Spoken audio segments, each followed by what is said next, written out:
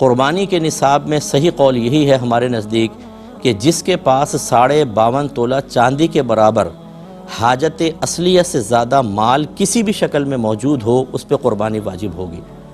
مثال کے طور پہ حاجت اصلیہ کیا ہیں؟ گھر کی ضروریات زندگی کا سامان، آپ کے کپڑے، لباس، سواری، فریج، اے سی بھی آپ کی حاجت ضروریہ میں آتا ہے، واشنگ مشین، فریج ہے۔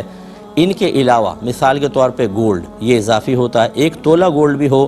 تو 52.5 تولہ چاندی تک پہنچ جاتا ہے، کیونکہ 52.5 تولہ چاندی آج کل کے ریٹ کے اعتبار سے 1,28,000 30,000 تک ایسے اوپر نیچے ہو رہے ہیں ریٹ، تو اتنی ہوتی ہے۔ تو جس کے پاس 1 تولہ سونا بھی ہوگا اس پہ قربانی واجب ہے۔ اسی طریقے سے اگر آپ کے جیسے بچیوں کے شادی کے سوٹ ہوتے ہیں کہ ایک ہی دفعہ پہنتی ہیں پھر ایسے رکھا ہوا ہے،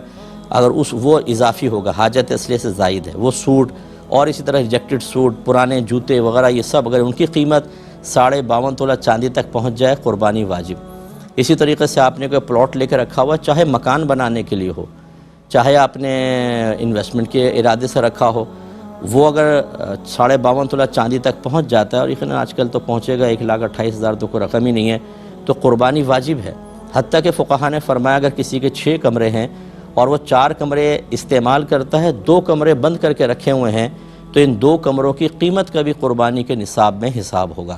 لہٰذا میں تمام سے گزارش کرتا ہوں گھر کے سرپرست وہ اپنا قلم ڈائری لے کے بیٹھ جائیں، زوجہ، بیٹا، بیٹی، بہو،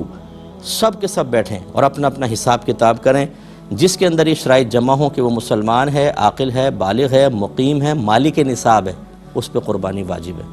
تو آپ دیکھیں گے کہ ایک ٹائم میں گھروں میں 10 قربانیاں بن رہی ہوتی ہیں، 5 قربانیاں بن رہی ہوتی ہیں، لیکن جانور ایک آ رہا ہے، ایک بکرا ابا جانی کر رہے ہیں ہر سال۔